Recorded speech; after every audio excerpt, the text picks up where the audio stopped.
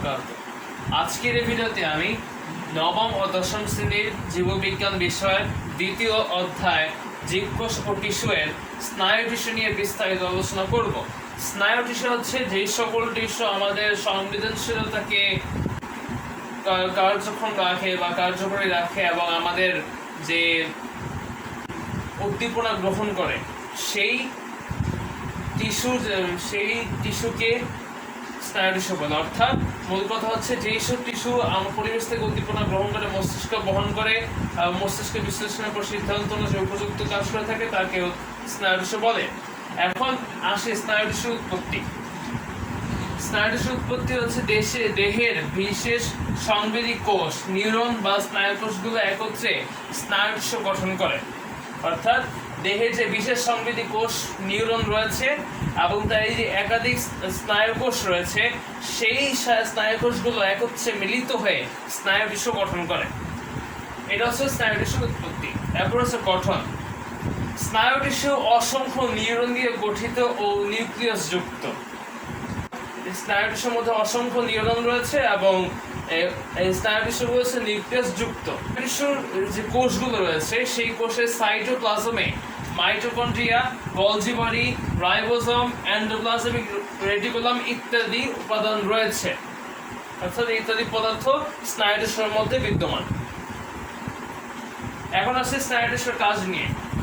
স্নায়ু টিস্যুর কাজ হচ্ছে পরিবেশ থেকে উদ্দীপনা গ্রহণ করে মস্তিষ্কে বহন করে ও মস্তিষ্কের বিশ্লেষণের পর সিদ্ধান্ত অনুযায়ী উপযুক্ত কাজ করে থাকে। আমি আবারও তাদের কাজটা আরেকবার বলি। পরিবেশ থেকে উদ্দীপনা গ্রহণ করে মস্তিষ্কে বহন করে ও মস্তিষ্কের বিশ্লেষণের পর সিদ্ধান্ত অনুযায়ী উপযুক্ত কাজ করে থাকে এই স্নায়ু টিস্যু। এবং এই স্নায়ু টিস্যুর আকৃতি হচ্ছে বহুভুজ আকৃতি, অর্থাৎ এদের আকার বহুভুজের মতো।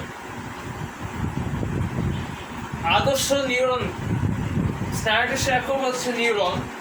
এখন এই নিউরনের স্নায়ু টিস্যু এখন নিউরন সেই নিউরনের তিনটি অংশ থাকে, যথা কোষ দেহ, ডেনড্রাইট এবং অ্যাক্সন। আমি আস্তে আস্তে কোষ দেহ, ডেনড্রাইট এবং অ্যাক্সনের পরিচয় দিব। তো এখানে আসি প্রথমে কিছু আমরা জিনিসগুলো বুঝে নিই। নিউরনের সাইটোপ্লাজমে সক্রিয় সেন্ট্রিওল না থাকায় নিউরন বিভাজিত হয় না। এটা হচ্ছে এক নম্বর পয়েন্ট। কোষ দেহের চারপাশে ক্ষুদ্র ক্ষুদ্র এই যে একটা কোষ দেহ রয়েছে, যখন বায়োলজি বইটা যখন দেখবা তখন একটা লম্বা একটা দণ্ড, অনেকগুলো দণ্ড একসাথে মিলে একটা লম্বা লাঠির মতো একটা বস্তু রয়েছে, সেটা হচ্ছে কোষ দেহ। সেটা হচ্ছে নিউরনের কোষ দেহ। কোষ দেহের চারপাশে ক্ষুদ্র ক্ষুদ্র প্রলম্বিত অংশকে ডেনড্রন বলে। ডেনড্রনের শাখাকে ডেনড্রাইট বলে। অর্থাৎ এখন এই যে আমরা প্রলম্বিত অংশগুলো যেগুলো রয়েছে সেটাকে বলা হয় ডেনড্রন, এবং ডেনড্রন থেকে যে শাখা উৎপন্ন হয় সেই শাখাকে বলা হয় ডেনড্রাইট।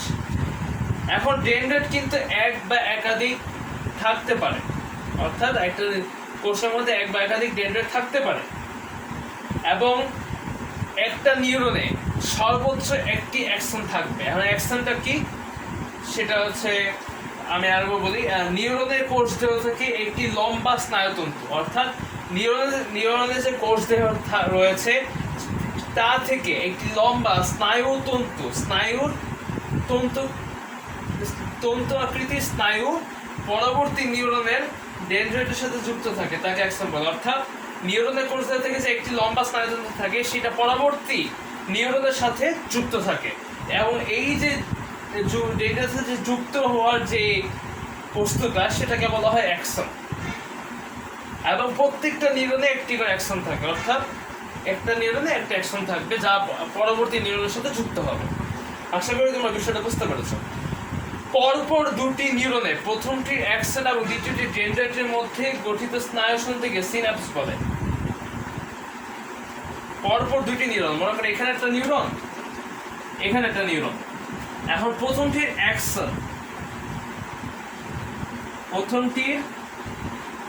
অ্যাকশন এবং দ্বিতীয়টির ডেনড্রাইট একসাথে মিলিত হয়ে গঠিত স্নায়ু যে সন্ধি ঘটে সেটাকে সিনাপস বলে। অর্থাৎ প্রথমটার অ্যাকশন এবং দ্বিতীয়টার ডেনড্রাইট মিলে একটা স্নায়ু সন্ধি গঠন করে, সেই স্নায়ু সন্ধিকে নাম দেওয়া হয়েছে সিনাপস।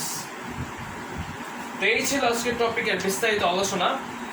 যদি ভিডিওটি ভালো লেগে থাকে অবশ্যই লাইক দিবেন, শেয়ার করবেন এবং আমার চ্যানেল সাবস্ক্রাইব করবেন।